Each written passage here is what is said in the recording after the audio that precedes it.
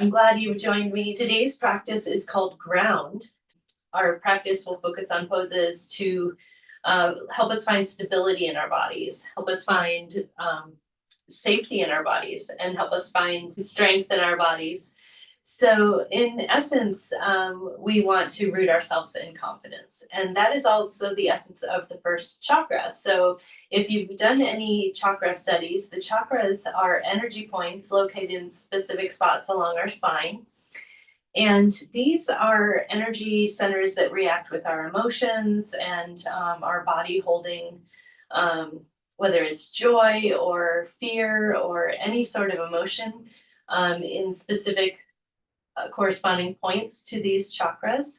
And those energy points, their balance can definitely affect our physical well-being at all as well. So this is an interesting study that we will be able to get into in terms of how the body and mind work together, how our body can make an environment of disease or strengthen and help ourselves to let go and to release through movement some of this trapped and stuck energies and emotions and things like that, so they can work together for the good as well. So that's what we want to accomplish in this class, and I'm really glad that you've joined me. So today's class is going to be really supportive, really cushy, and I hope you'll enjoy it for all the times that we have to be toughing things out and just bearing with things. This is the opposite of that. So I hope you'll enjoy.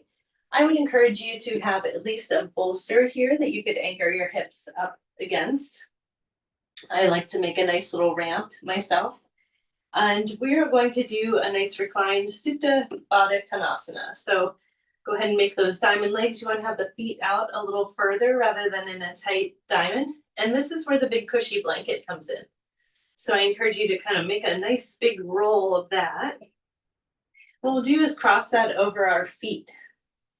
And then we'll wrap that around our legs, bringing it up and through the center. So you can do a couple of things here depending on how long your blanket is. You can put it forward.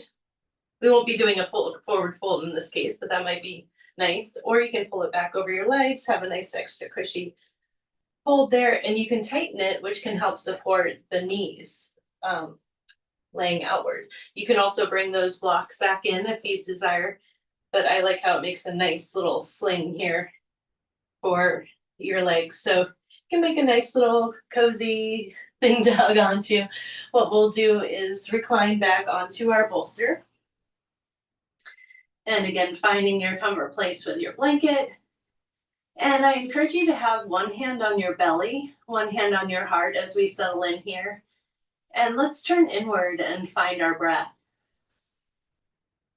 So in this class, I'll definitely be giving a lot of moments of quiet that we can each turn inward to our own bodies, exploring that emotional well-being, or if there is any sense of something being stuck or triggered or any sort of emotion that is causing us upset or possibly any unwellness. So this is where we get to help recognize that, and then whether we can do something about it ourselves or finding the support we need to help address those issues. This is where we get to recognize that within ourselves. So together, let's start by taking a couple of nice deep breaths in. So take a nice deep inhale through the nose, filling up your lungs, letting your belly expand, ribs expand. And then with a big open mouth, just sigh it out. Nice big exhale. Again, together, nice deep inhale in slowly through the nostrils. And nice big exhale.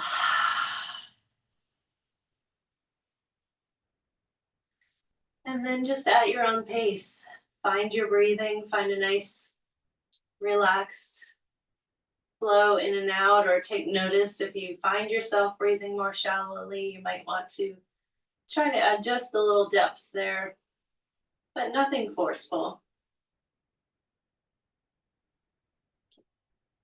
As well, taking a scan if you find areas of tension that you're holding on to.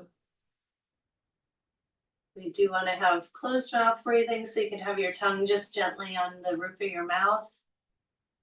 But give some space behind the molars there so that you're not clenching your jaw as we're doing this. Notice if you have any tension up around your temples or your eyebrows furrowing, or at your ears, or down further towards your throat. And then continue the scan at your own pace with each breath, finding the ability to help melt down, relax any areas where we do discover that tension. Finding our safe space here where we can let go and we can take care of our emotional and physical health with this practice.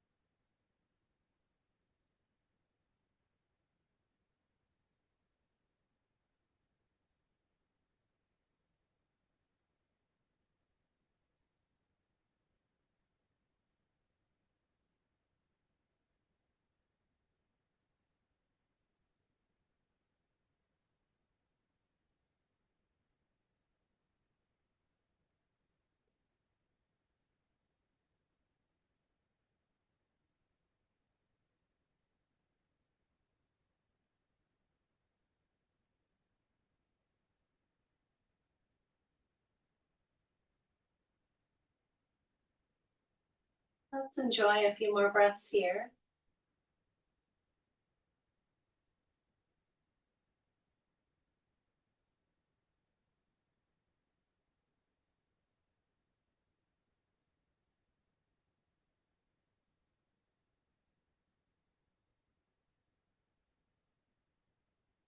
There's so many times we find ourselves with our heads stuck in the virtual cloud on our devices, trapped in rumination or worry, or wishing our life situation was different than it is. And you're not alone in that. But all we can deal with is the now. So we need to keep ourselves strong enough and graceful enough to face the things we are facing, and to be ready for opportunity when it presents ourselves, to open ourselves up to new directions. So we need to stay calm and support ourselves or find support wherever we can, and face each moment as it comes.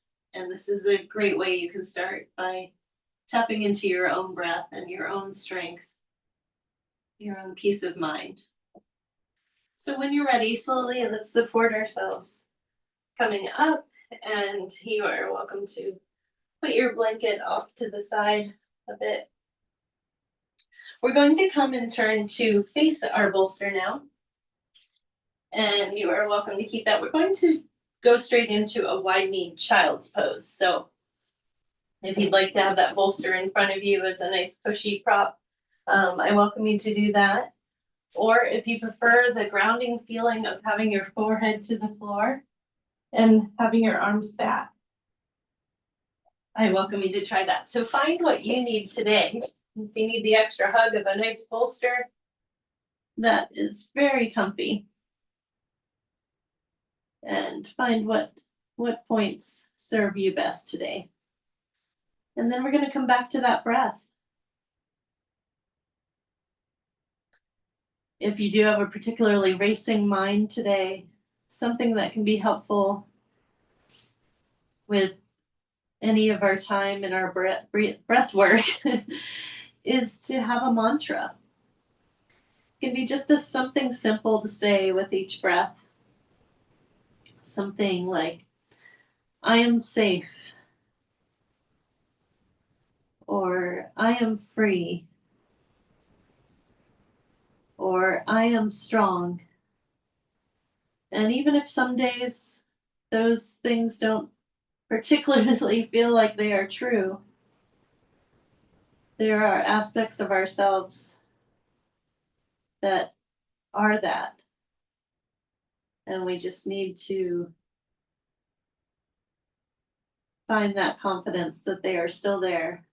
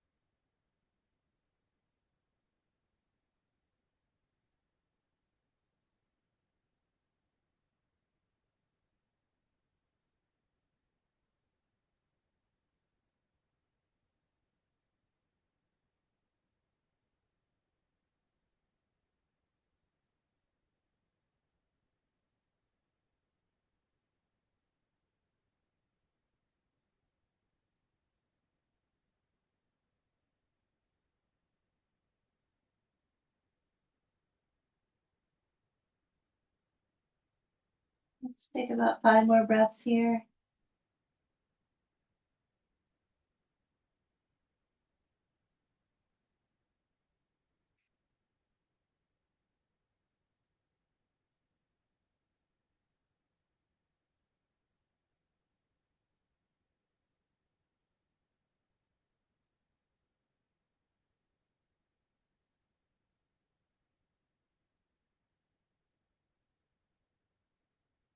And slowly press yourself back up. And we can pop that bolster out of the way. Come up to hands and knees and then feet to the edges of the mat. So we can come up to the top of the mat, or I'm going to face forward just so that you can see me a little easier on camera. So we're going to come into Malasana, the yogi squat pose. So feet will be a little bit wider than hips width. And you are welcome to, if you need a little extra support or if this is a lot of pressure on your knees, sitting on a block can help. And then you're welcome to have either your hands down, or if you like to have it up in prayer position, this allows us a little traction to press outward with our elbows, allowing a little bit deeper of the position in the squat. So whatever speaks to you today, again, follow that intuition. And then just find a nice gentle gaze forward, or close your eyes if you feel safe to do so. And resume that breathing, resume your mantra if you have one. Find another scan down your body, any new tension areas you notice in this position. This is a very calming position, a very relaxing position. Helps us connect to the earth. So bonus points if you're streaming this class while you're outside.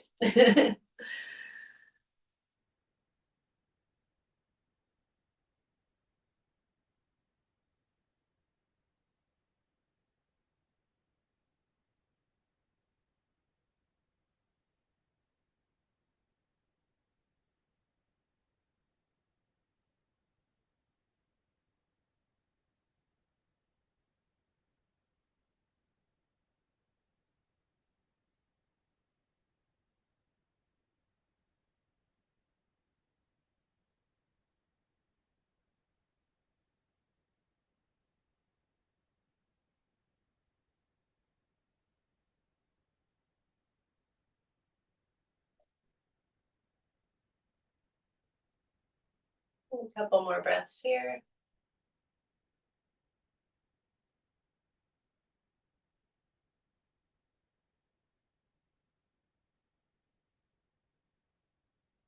And then lower your hands to the floor. We're going to straighten our knees just a little, allowing our hips to rise up. Maybe step a little bit wider. This is a forward fold, but it doesn't necessarily have to look like anything, nothing formal, extreme forward fold. You're not pulling yourself towards your legs. Keeping a nice bent knee just to keep this nice and relaxed. I encourage that. And then just allow yourself to dangle forward. If you like the extra feel of gravity, maybe have clasping at your elbows, allowing gravity to pull your upper body downward. Or if it's more relaxing to have your hands to the floor and you feel a nice sense of support with that, follow that as well.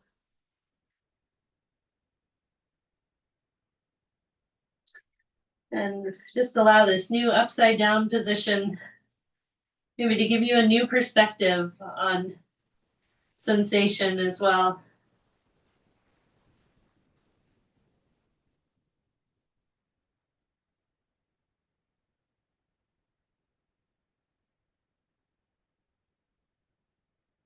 We're in a nice, stable, triangular shape with our body. So it's a very stable shape. We're connecting to the earth with our feet, possibly our hands.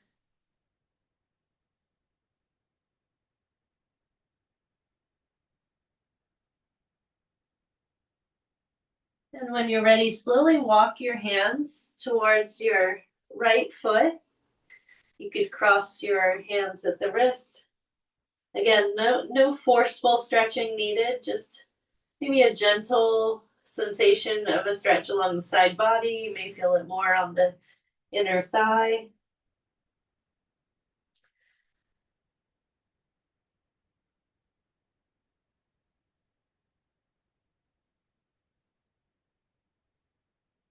And slowly come back to center. Just dangling here.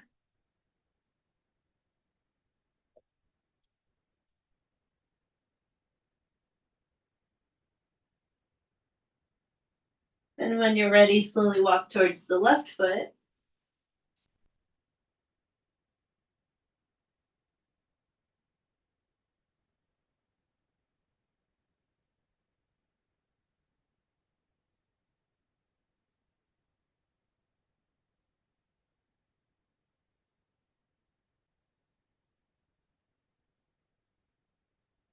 And back to the center. A few more breaths here. Just relax, sink in.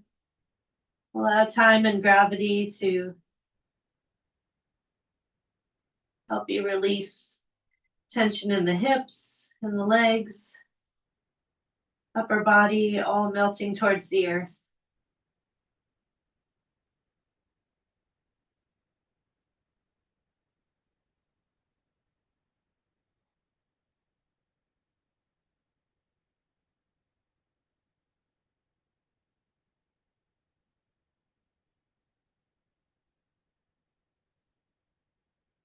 And giving yourself some support with your hands. You want to step in just a little bit. We'll be returning to Malasana. Squatting down. Again, you can keep your hands down. Move that block back into position if needed, or place prayer hands Kind of a nice tall back, hips rooting towards the ground, straight spine, head reaching up towards the sky, crown of your head. And then close your eyes or soften your gaze ahead of you to a fixed point and just relax.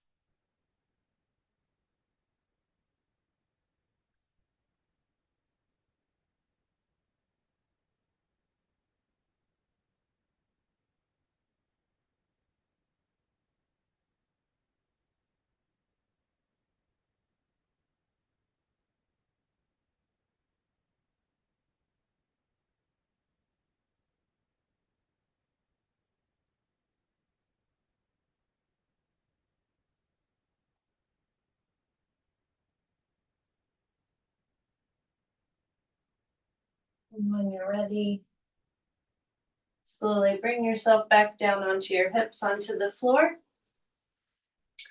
And we'll be turning to face the long side of our mat, going into a forward fold of caterpillar pose. So if you've done my classes before or any yin yoga, you may know the concept that we want to prevent a rounding of the lower spine. That puts a lot of pressure on the lumbar vertebrae and that we don't want. So we want to make sure our hips are tipping forward. So sometimes it helps to have like a little wedge of a blanket that you're seated on to specifically give your hips that little forward tilt. A bolster or a block may be too high, but if that's what works for you, definitely employ those things too. So, and with this, again, we'll be doing a forward fold. If you have super tight hamstrings, which can contribute to that rounding, having bent knees, so maybe putting some blocks underneath your knees or some pillows, this will not prevent you at all from getting the work that we're doing in this posterior line of the legs. So if you have super tight hamstrings and you need to bend your knees, and then we do the forward fold, you'll still be opening up that connective tissue. So you'll be getting what you need, and then gradually you might find more and more that it opens. Or it always just makes sense to do what you need on any given day. So get creative with that. You could also have a bolster in front of you as well. So if your forward fold is not too far, you could have it even just there to rest your head on, bringing it up to where you are, or you could go all the way down to the ground. So whatever suits you today, again, follow that notion. And we'll start by hinging at the hips. And then we are going to round forward as if you're trying to round over a ball to get to your bolster or even forehead on the floor. So we want to have kind of a rounded upper spine. And that is going to give us a nice stretch along the entire back line of the body. So it's a little different than just Uttanasana, straight forward fold. We're not pulling ourselves to be flat. We want to have that rounded sensation.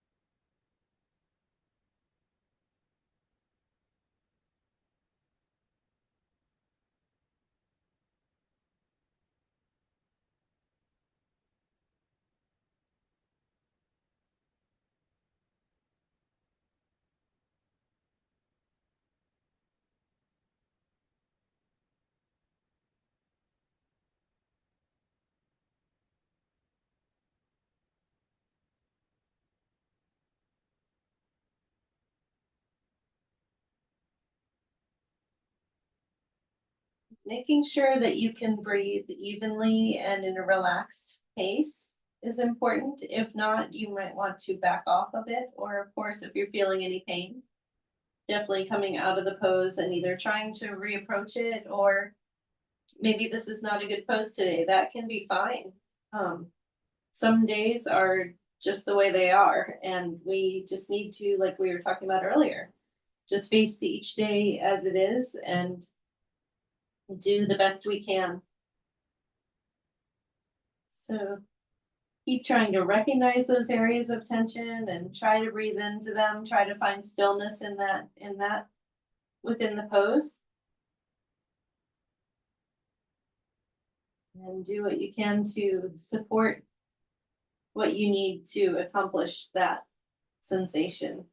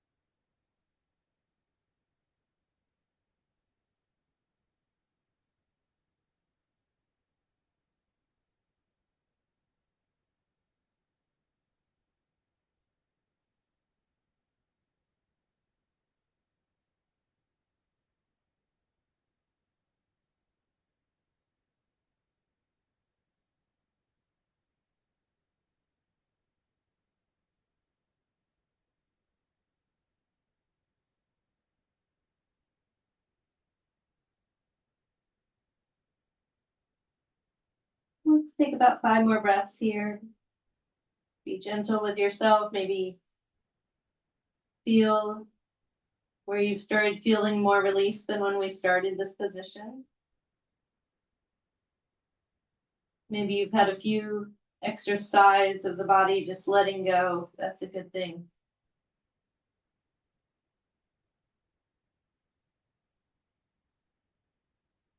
And when you're ready, slowly roll up to seated. Let me get that folder out of your way just a bit. So this next pose can be a little tricky. It's a shoelace pose. And so I'm going to show a few variations of getting into this pose or accomplishing this pose, depending on how your day is going. I can speak to this because I have had a serious, severe back injury a couple of years ago, and so I'm still trying to regain this pose. And that's why it's a practice. We have a lot of things that influence our lives, injuries, traumas, um, just emotional holding, any kind of things that can influence our physical body as well. And so when we can tap into helping to release that, it can take a long time or it can take a short time, but we just need to be gentle with ourselves and approach it every practice that we can. So this is shoelace pose. We can do it with straight legs, bringing your legs a little bit more together. Start with the left knee. So you want the left knee pointing forward. If you're going to stick with the straight leg underneath, we'll have the left knee facing forward. And you want to keep squared hips. So try to keep both of those hips facing forward. You don't want to be twisting in any way. So if you need to kind of back off a little bit, maybe bringing that foot a little bit more forward.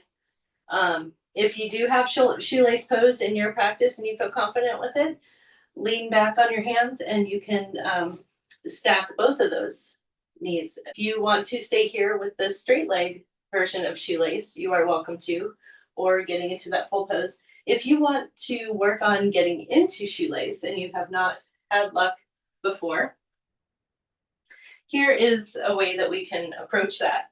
So I like to take a block and you'll find which height meets your needs. I usually go in kind of the middle height here and place that between my heels. And then we'll lean forward onto hands and knees. So you're going to take that right leg, placing the ankle on the opposite side of the block, crossing over the left leg in front of it. So you're going to be cross-legged in your hands and knees position. And then slowly lower yourself back onto that block, walking your hands, be nice support there. If you want to bring a bolster back to give yourself a little height, something to reach onto, you can. Ideally, we want to have those knees stacked one above the other. As well, looking at those hips, we want to have them both facing forward. And the feet, we would like them to be at even spots, like to each other on either side of the hips. Now, I'm not quite there, but this is pretty close. So I'm going to allow myself to feel this openness that I'm starting to feel in my hips here and support myself here. So we will be doing a forward fold. Again, for everybody, hinging at the hips. And then if you can take it down, resting your chest on your knees, you are welcome to, with maybe forearms on the floor. Or if you're in a position where you're just leaning forward, just give yourself, find a nice solid place to land, whether with your bolster or even just on the ground. And in essence, to make sure that you're not rounding in that lower spine, you want to feel like you're sticking that tail out, especially if you're raised up on your block. That will help you get the position with your hips as well.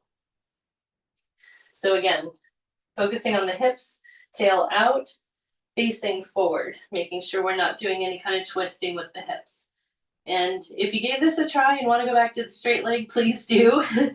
This is can be very sensitive practice if you have any low back or hip stuff going on. But it's a good way to challenge ourselves and to keep increasing our strength and our abilities. So I'm going to do that in this pose. So wherever you're at, just find that soft, gentle gaze. Find that right angle. And just settle into your breath again. Breathing into the sensation within the hips.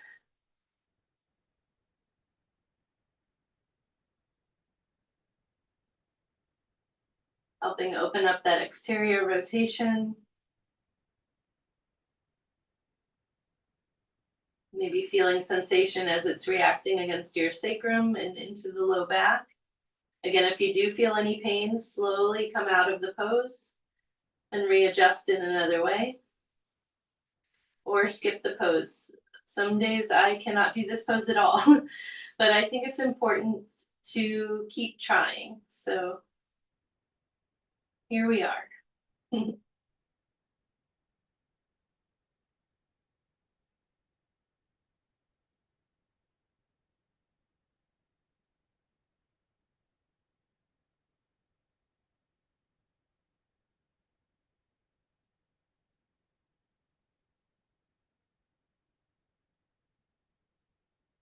We won't hold this as long as some other poses, but really try to find a way to breathe into the hips. If you have any sensitivity there, you may find that they're maybe reacting a little bit, giving a little spasm. That's our body trying to protect ourselves from injury. So just breathing in and finding a way to relax in this spot so that our body knows that it is a safe spot. We're doing this purposefully and mindfully. And we just want to feel that gentle release.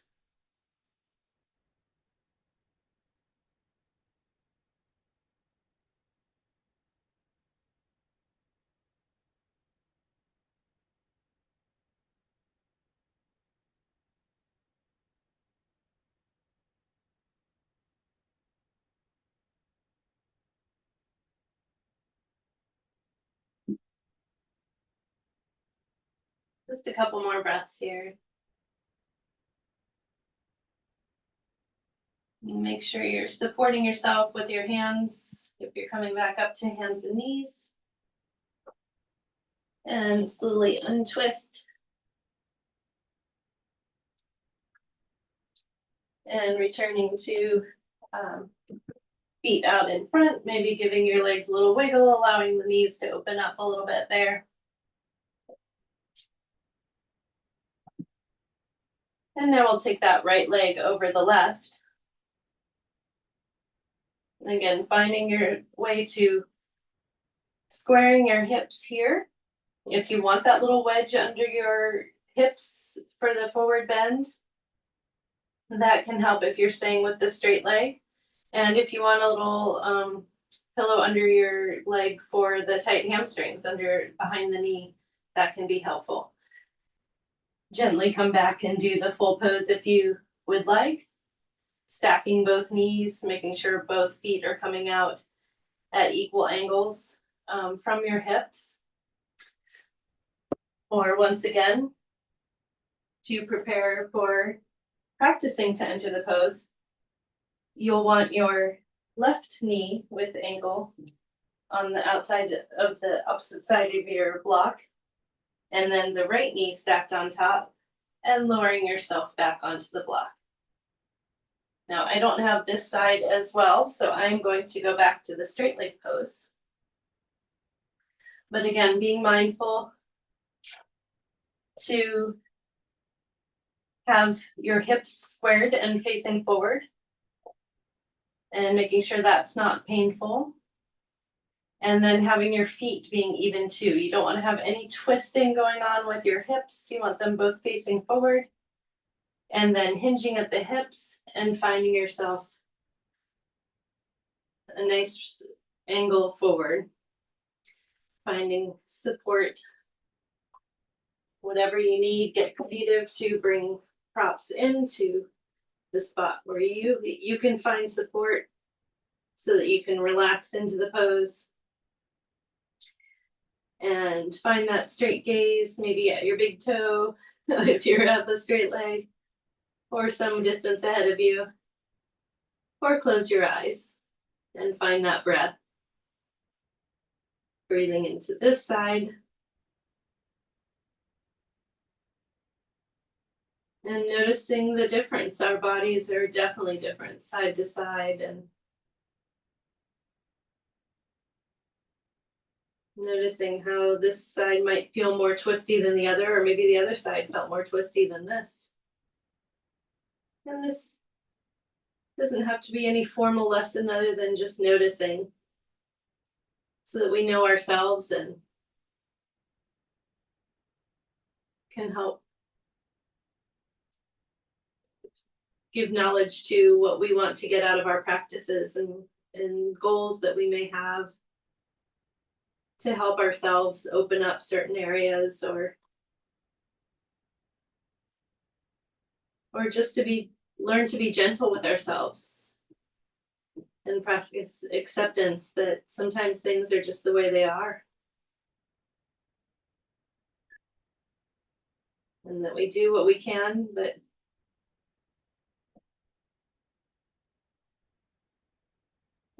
sometimes we need patience. Even when we'd rather be moving ahead or doing things differently. It can be hard. But that is a big part of our practice, is finding peace with what is.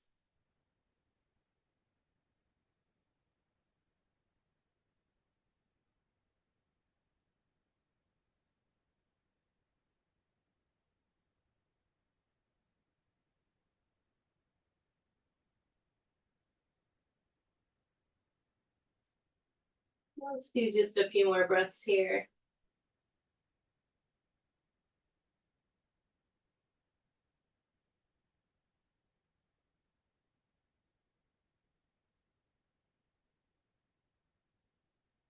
And slowly rise yourself up or untwist. Do whatever's necessary to come back to seated with the legs in front of you. Give them a little wiggle, side to side, shake them out. Help open up those hips that have been twisted into external rotation. All right.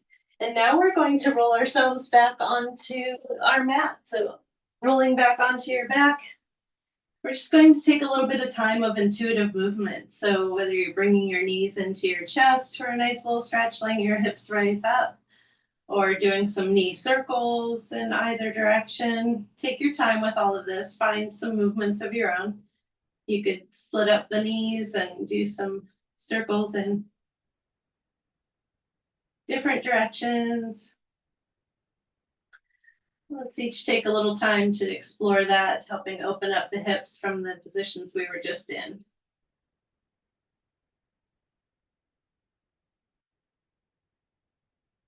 Help soothe the low back there that was involved as well. Side to side rocking. We'll be taking this into happy baby. So a number of ways you can do this, just gently pulling on the hamstrings, just bracing your hands there, allowing gravity to help pull down to the floor, giving space between the legs for the belly to expand and contract with the breath. Or you could hold on to your ankles. This gives a little bit more weight to the hold, or even hands on the feet. And once we're in this position, we do want to pull that tailbone down to the ground a little bit. Nothing too forceful, but just gives a little extension, a little stretch to that sacrum. And once you find your happy baby position, just go ahead and relax into it. And find that gaze or closed eyes and return to the breath. Always returning to your mantra if you like it. Or maybe you found a new mantra that you want to pick up through class or try out.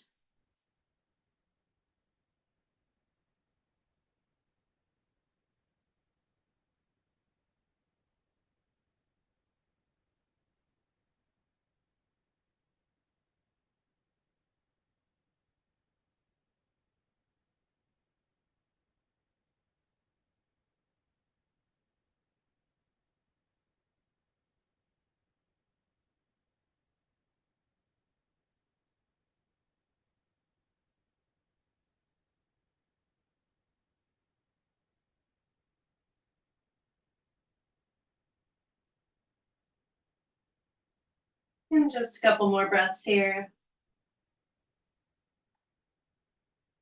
And slowly come out, maybe returning to some of that intuitive movement for a little bit.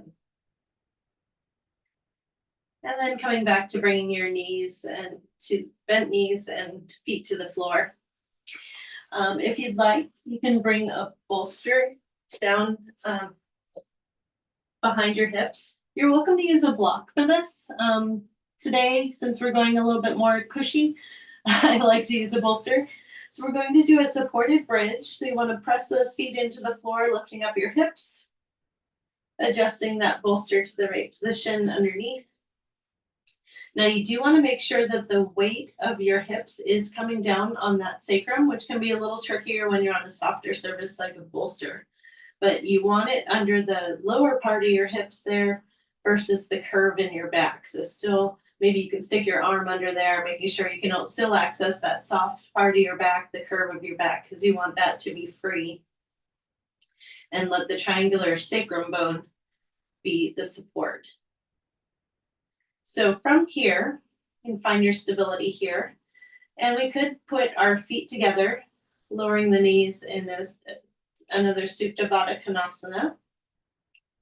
Or if your hips are tired from the external rotation, we can have the feet to the wide edge of our mat, bringing the knees in together. That's going to help release the hip flexors a bit. Or you could have your legs extended out.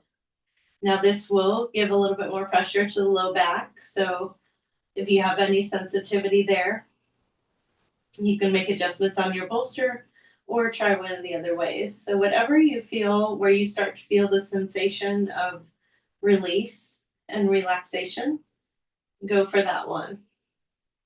And with your hands, you can have them to the sides or even up on your bolster a little bit in a relaxed position.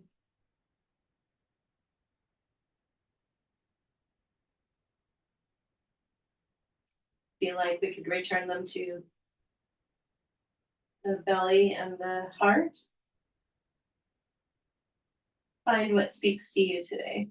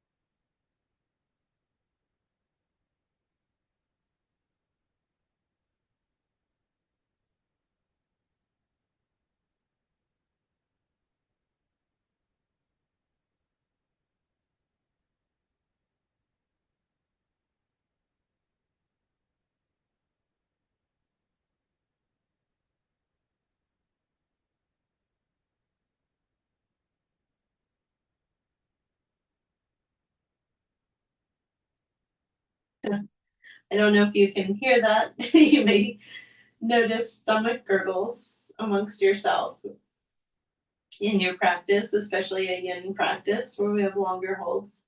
And that is actually a good sign. That is when your body is entering into the secondary nervous system response. So it's the opposite of fight or flight, where the body's preparing for action. And it's called rest and digest. So it means your body is relaxed enough that it can start to repair and digestive functions that it normally does when we're asleep. So if you hear a stomach gurgling while you're relaxing, that's a good thing.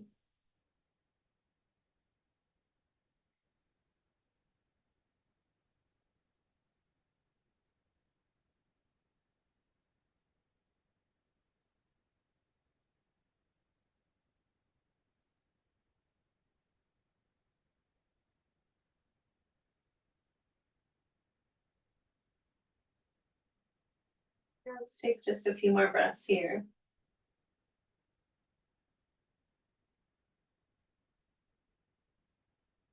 And at your own pace, slowly bend your knees, bringing your feet back to the floor. We're going to stay here and take this into a sort of legs up the wall pose. Now, if you do have a wall handy and you want to go move your bolster up against it, or even just having your hips on the floor, you're welcome to do that. If you don't have a wall handy, again, you're welcome to stay up on your bolster, supported by your sacrum. Again, not the small curvature of your back. Or you can take the bolster out and just be hips on the floor. And you'll sort of find you can let your legs sway just a little bit till they find that balance spot where they can just kind of hang out and just be. This is a very restorative pose, great for before bed. Can help the circulation return from our very active feet and legs, supporting us all day. It's a very calming pose.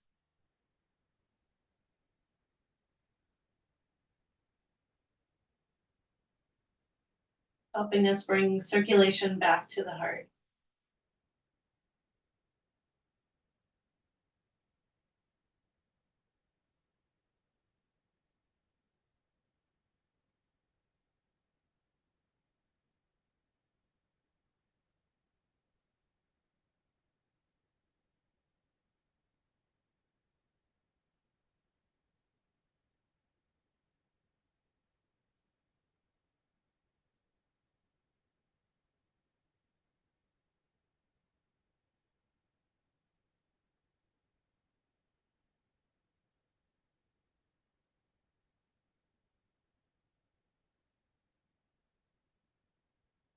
In many of these poses, especially today, since we're doing a grounded practice, In other practices of yoga and meditation, we've often been taught that our hands need to be face up, and that can be purposeful.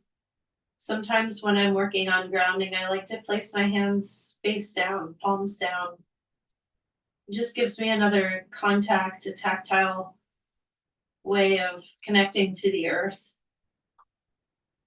So it doesn't need to be any certain way. Again, if you want your hands on your belly and your heart, you could have them there. So whatever feels right for connecting with. Even if you want them face up, you can have them face up. So you choose what's best for you, what feels natural today.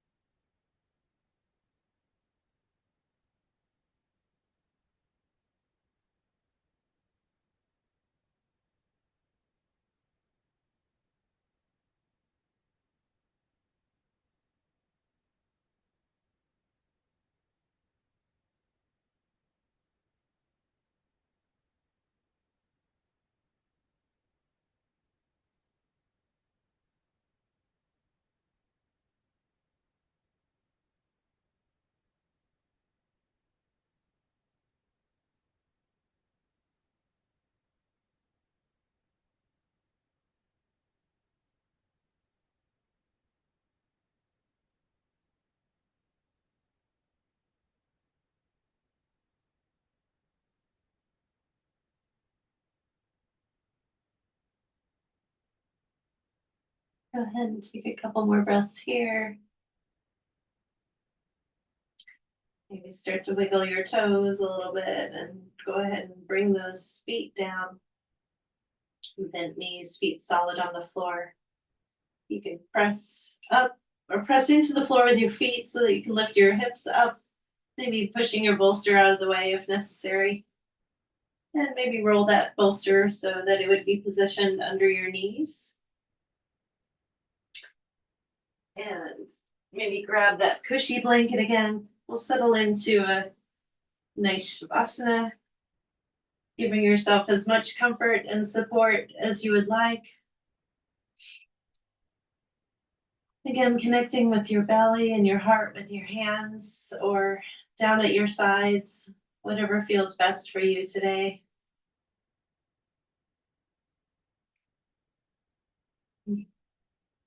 I hope this class has been soothing and calming, and grounding and empowering, and that you'll feel stronger in yourself, realizing your capabilities, even if we always have things we want to work on. There are many things you can do.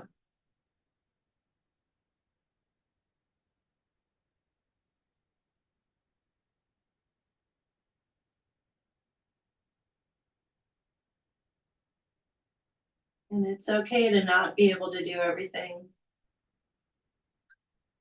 It's okay to not be able to do everything on our own. Sometimes we do need to ask for help, and that can be a very big challenge as well. Finding the right kind of help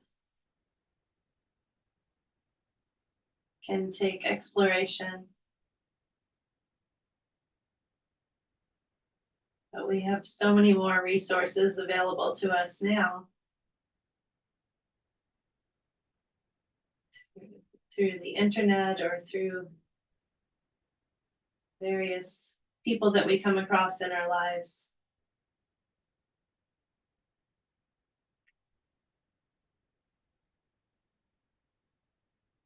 Always remember, self-care is very important.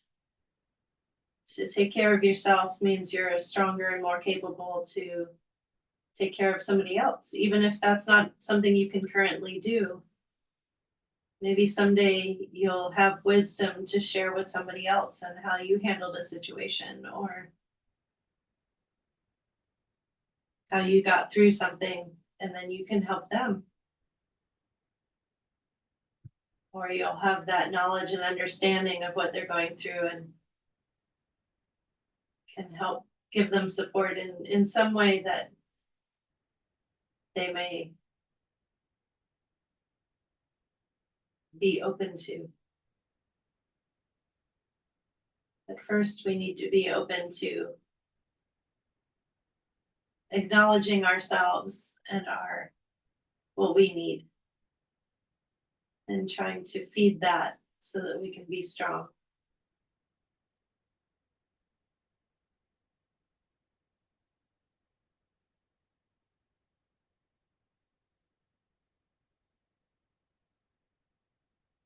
And we can let go of what is not serving us and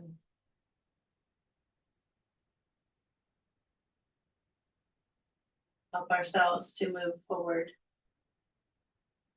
while staying present to what we can do right now.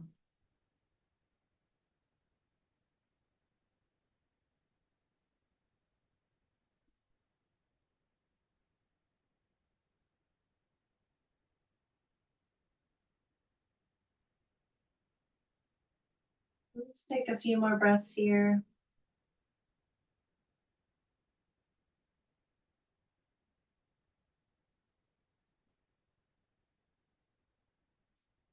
And when you're ready, rolling to a side,